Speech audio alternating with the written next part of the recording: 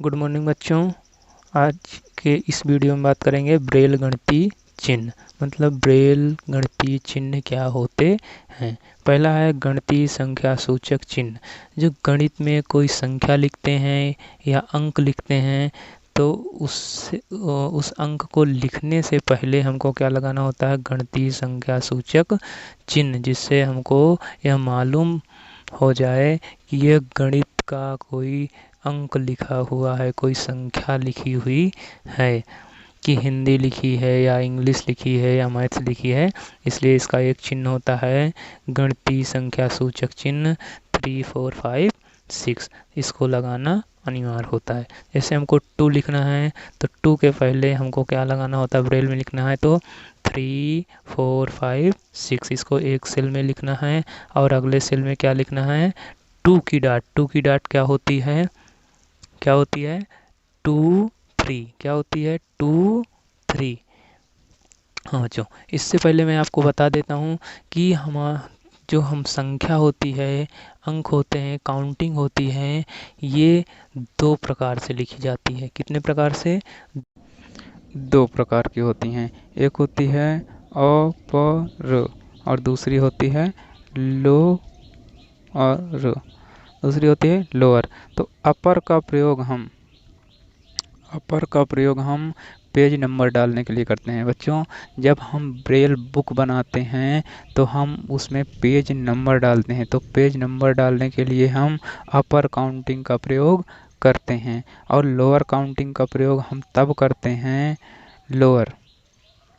Lower counting का प्रयोग हम तब करते हैं जब हम प्लस, माइनस, मल्टीप्लाई, डिवाइड या अन्य गणितीय सामग्रियों को लिखने का कार्य करते हैं, तब हम लोअर काउंटिंग का प्रयोग करते हैं।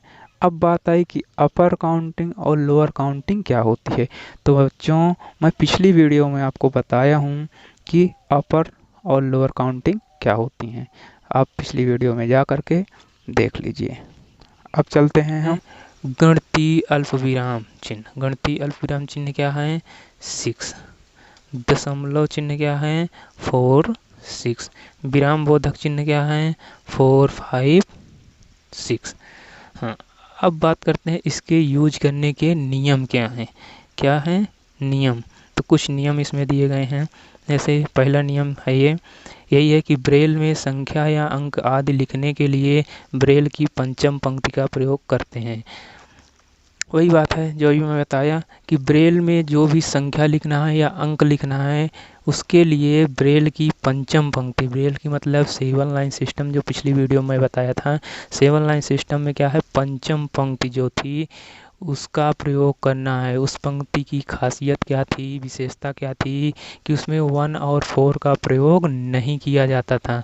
वही बात इसमें है कि जिसमें निचले 4 बिंदुओं का प्रयोग किया जाता है, उसमें क्या है, निचले 4 बिंदुओं का प्रयोग किया जाता था। तो बता रहा वही करना है इसमें भी। तो कोई संख्या लिखना है या कोई अंक लिखना है तो ऊपर के 1 और 4 का प्रयोग नहीं करना है, अर्थात लोअर काउंटिंग का प्रयोग करना होता है। नियम नंबर 2, प्रत्येक संख्या को लिखने से पूर्व संख्या सूचक चिन्ह लगाया जाता है। बता रहा है कोई भी संख्या लिखना है, अलग अलग संख्या लिखना है तो उसके संख्या लिखने के पहले संख्या सूचक चिन्ह लगाया जाता है, लगाना अनिवार्य है। प्रत्येक संख्या के लिए अलग अलग, 1 लिखना है तो 1 के लिए भी, 2 लिखना है तो 2 के लिए लगाना होता है, 3 लिखना है तो 3 के लिए भी संख्या सूचक चिन्ह लगाना अनिवार्य होता है। तथा इस चिन्ह की वैधता तब तक बनी रहती है जब तक कि एक खाली स्थान ना जाए। उस चिन्ह की वैधता तब तक बनी रहती है जब तक अगली संख्या ना जाए या एक खाली स्थान ना जाए, तब तक उस संख्या की वैधता बनी रहती है। नियम नंबर 3, सारणी में संख्या या अंक लेखन हेतु संख्या सूचक चिन्ह लगाना अनिवार्य नहीं है। बता रहे हैं यदि कोई सारणी में संख्या या अंक लिखना है, कोई संख्या लिखना है, इसमें 3 लिखना है, इसमें 2 लिखना है, इसमें 4 लिखना है, इसमें कुछ भी लिखना है, कोई संख्या लिखना है या अंक लिखना है तो उसके लिए संख्या सूचक चिन्ह लगाना अनिवार्य नहीं है, यदि सारणी के अंदर लिखते हैं तो। ठीक है बच्चों, तो अब आगे चलते हैं बच्चों। नियम नंबर 4 की बात करते हैं। तो नियम नंबर 4 की बात करते हैं, तो इसमें ध्यान से देखिए, ये लिखा है गणितीय सामग्री को लिखते समय अंग्रेजी अथवा हिंदी आने पर कंट्रैक्शन एवं संक्षेपों का प्रयोग नहीं किया जाएगा। मतलब इसका मतलब ये हुआ कि यदि हम गणित